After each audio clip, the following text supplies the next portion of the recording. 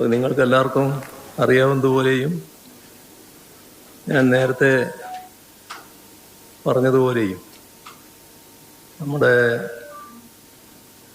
Cantonment house ഒഴിഞ്ഞിനില്ല. അപ്പോൾ അത് cliff ഹൗസിൻ്റെ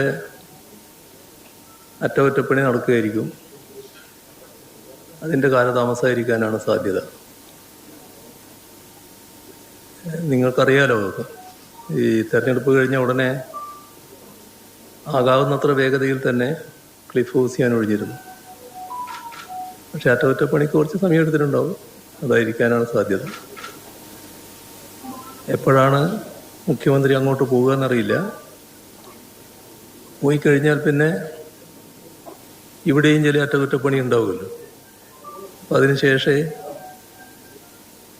അവിടെ പോകുന്ന നിലയുണ്ടാവും. അപ്പം എന്തുകൊണ്ടാണ് നിങ്ങളെ അവിടെ വിളിക്കാത്തത്? നിങ്ങൾക്കൊരു സംശയം ഉണ്ടാവുമല്ലോ. ഉണ്ടാകാനിടയില്ല, എന്നാലും ആ വ്യക്തത ഉണ്ടാക്കാൻ വേണ്ടി പറഞ്ഞെന്ന് മാത്രമേ ഉള്ളൂ. ഇവിടെ നമ്മുടെ സംസ്ഥാനത്ത് വീണ്ടും നിപ്പ രോഗം സ്ഥിരീകരിച്ചിട്ട് 4 ദിവസങ്ങളായി. നിപ്പ വൈറസിൻ്റെ വ്യാപനം തടയാനുള്ള ഏകോപനം ആ രീതിയിൽ ഉണ്ടാകുന്നില്ല. അപ്പോൾ ആ ഏകോപനമില്ലായ്മ ഇപ്പോഴും തുടരുന്ന അവസ്ഥയാണുള്ളത്. ഇത് ഇന്നലെ കോഴിക്കോട് വെച്ച് മാധ്യമപ്രവർത്തകർ കണ്ടപ്പോൾ ഞാൻ സംസാരിച്ചിരുന്നു. അപ്പം അക്കാര്യത്തിൽ ആരോഗ്യമന്ത്രി പ്രതികരിച്ചത് ശരിയായ രീതിയിലല്ല. പക്ഷെ ഇക്കാര്യത്തിൽ ഒരു കാര്യം ആദ്യമേ തന്നെ വ്യക്തമാക്കുകയാണ്. മുൻപ് നിപ്പ ബാധ ഉണ്ടായപ്പോൾ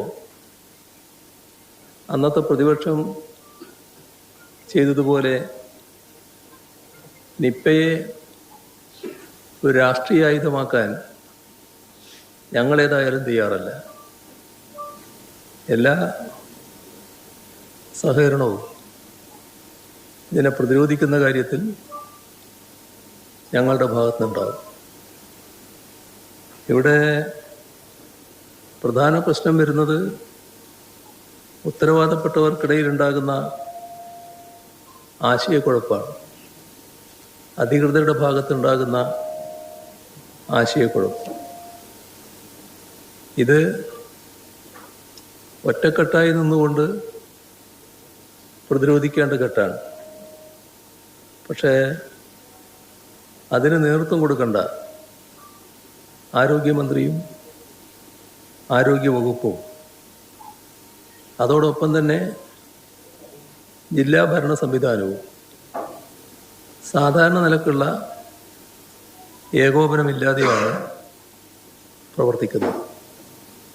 നിങ്ങളുടെ അനുഭവത്തിൽ തന്നെ അത് കണ്ടിട്ടുണ്ടാവും. വിവിധ പ്രസ്താവനകൾ അതാണ് വ്യക്തമാക്കിയിട്ടുള്ളത്. നിങ്ങളെല്ലാവരും കണ്ടതാണല്ലോ. മുൻപ് നിപ്പ ബാധ ഉണ്ടായപ്പോൾ ആ ഘട്ടത്തിൽ LDF ഭരണമായിരുന്നു.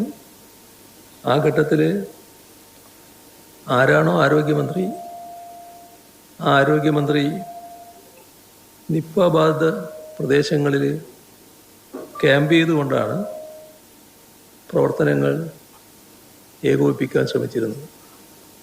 സാധാരണ നിലയിൽ പ്രവർത്തനങ്ങൾ നടക്കും. പക്ഷേ ഇതുപോലൊരു ബാധ ഉണ്ടായാൽ നിപ്പയെ പോലുള്ള ഒരു മാരകമായ പ്രകടനശേഷിയുള്ള രോഗം വ്യാപിക്കാനുള്ള സാധ്യത കണ്ടാൽ അത് തടയുന്നതിനുള്ള ഏകോപനം വളരെ പ്രധാനമാണ്. അത് ഉത്തരവാദപ്പെട്ട മന്ത്രി കൂടി ക്യാമ്പ് ചെയ്തുകൊണ്ട് നടത്തുന്ന നിലയാണ് മുൻകാലങ്ങളിൽ കേരളം കണ്ടിരുന്നത്. പക്ഷേ അത്തരമൊരു ജാഗ്രത എവിടെയും കാണാനില്ല എന്നതാണ് നിർഭാഗ്യകരമായ വശം.